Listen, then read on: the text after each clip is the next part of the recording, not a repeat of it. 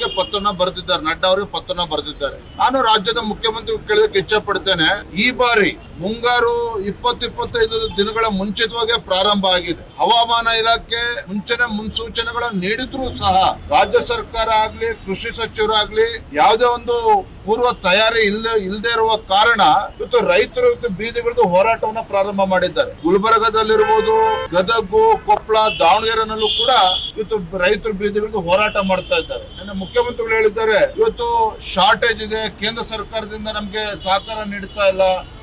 ಕೇಂದ್ರ ಸರ್ಕಾರದ ಮೇಲೆ ಗೂಬೆ ಕೂರಿಸುವಂತ ಕೆಲಸ ಇವತ್ತು ಮಾನ್ಯ ಮುಖ್ಯಮಂತ್ರಿಗಳು ಮಾಡ್ತಾ ಇದ್ದಾರೆ. ನಮಗೆ ಗೊತ್ತಿರಬೇಕು, ಇವತ್ತು ಜುಲೈ ಅಂತ್ಯಕ್ಕೆ ಕೇಂದ್ರದಿಂದ ಇವತ್ತು 8,73,000 ಮೆಟ್ರಿಕ್ ಟನ್ ಅಷ್ಟು ಇವತ್ತು ರಸಗೊಬ್ಬರ ರಾಜ್ಯಕ್ಕೆ ಬಂದಿರುವಂತದ್ದು. ನಮ್ಮ ನಿರೀಕ್ಷೆ ಇದ್ದದ್ದು 6,31,000 ಮೆಟ್ರಿಕ್ ಟನ್. ಅಂದ್ರೆ ನಮ್ಮ ರಾಜ್ಯ ಸರ್ಕಾರದ ಅಪೇಕ್ಷೆಯನ್ನು ಮೀರಿ ಇವತ್ತು 8,73,000 ಮೆಟ್ರಿಕ್ ಟನ್ ಅಷ್ಟು ರಸಗೊಬ್ಬರ ಬಂದಿದೆ. ಆದ್ರೆ ರಾಜ್ಯ ಸರ್ಕಾರ ಪೂರ್ವ ತಯಾರಿ ಯಾಕಿಲ್ಲ ಅಂತ ಹೇಳ್ತಿದ್ದೇನೆ ಅಂತ ಹೇಳಿದ್ರೆ, ಉದಾಹರಣೆಗೆ ಗುಲ್ಬರ್ಗದಲ್ಲಿ ಅಲ್ಲಿ ತೊಗರಿ ಅತಿ ಹೆಚ್ಚು ಬೆಳೀತಾ ಇದ್ದಾರೆ, ಅಲ್ಲಿ ಎಷ್ಟು ರಸಗೊಬ್ಬರ ಸ್ಟಾಕ್ ಇಡಬೇಕಾಗಿತ್ತು, ಗದಗಲ್ಲಿ ಎಷ್ಟು ಇರಬೇಕಾಗಿತ್ತು, ಶಿವಮೊಗ್ಗ ಜಿಲ್ಲೆಯಲ್ಲಿ ಎಷ್ಟು ಇರಬೇಕಾಗಿತ್ತು, ಇದು ಯಾವುದೇ ಒಂದು ಪೂರ್ವಪರ ಲೆಕ್ಕಾಚಾರವನ್ನು ಇಟ್ಕೊಳ್ದೇನೆ ಇವತ್ತು ರೈತರಿಗೆ ಇವತ್ತು ಆತಂಕದ ಸ್ಥಿತಿಯನ್ನ ಇವತ್ತು ನಿರ್ಮಾಣ ಆಗಿದೆ ಅಂತ ಹೇಳಿದ್ರೆ ಅದು ರಾಜ್ಯ ಸರ್ಕಾರದ ಹೊಣೆನೆ, ರಾಜ್ಯ ಸರ್ಕಾರದ ವೈಫಲ್ಯ, ಕೃಷಿ ಸಚಿವರ ಒಂದು ವೈಫಲ್ಯ. ಇದು ಇವರ ವೈಫಲ್ಯಗಳನ್ನ ಮುಚ್ಚಿ ಹಾಕಿಕೊಳ್ತಕ್ಕಂತ ನಿಟ್ಟಿನ ಇವತ್ತು ಕೇಂದ್ರ ಸರ್ಕಾರದ ಮೇಲೆ ಗೂಬೆ ಕೂರಿಸ್ತಕ್ಕಂತ ಕೆಲಸ ಮಾಡ್ತಾ ಇದ್ದಾರೆ.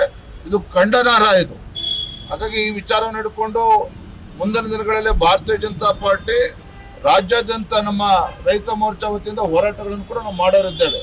ಆದ್ರೆ ನಾನು ಇವತ್ತು ಆಗ್ರಹ ಮಾಡ್ತೇನೆ, ಮಾನ್ಯ ಕೃಷಿ ಸಚಿವರು ಇದ್ರ ಬಗ್ಗೆ ಎಚ್ಚರ ವಹಿಸಿ. ಎಲ್ಲಿ ರೈತರಿಗೆ ಇವತ್ತು ತೊಂದರೆ ಆಗ್ತದೆ ನೋಡಿ, ಇನ್ನೊಂದ್ ಕಡೆ ಇವತ್ತು ದುಪ್ಪಟ್ಟು ದರದಲ್ಲಿ ಇವತ್ತು ಬಿತ್ತನೆ ಬೀಜ ರಸಗೊಬ್ಬರವನ್ನು ಕೂಡ ಮಾರ್ತಾ ಇದ್ದಾರೆ. ಅಂದ್ರೆ ಕಳ್ಳದಂಧೆನೂ ಕೂಡ ನಡೀತಾ ಇದೆ. ಎಲ್ಲಿ ಕಾಂಗ್ರೆಸ್ ಸರ್ಕಾರ ಇರ್ತದೋ ಅಲ್ಲಿ ದಲ್ಲಾಳಿಗಳ ಕಾಟ ಹಿಂದಿನಿಂದ ಕೂಡ ನಾವು ನೋಡ್ಕೊಂಡು ಬಂದಿದ್ದೇವೆ. ಹಾಗಾಗಿ ಎಲ್ಲೋ ಒಂದ್ ಕಡೆ ರಾಜ್ಯ ಸರ್ಕಾರದ ಒಂದು ಪೂರ್ವಪರ ಯೋಜನೆಯನ್ನ ಮಾಡದೇ ಇರ್ತಕ್ಕಂಥ ಪರಿಣಾಮ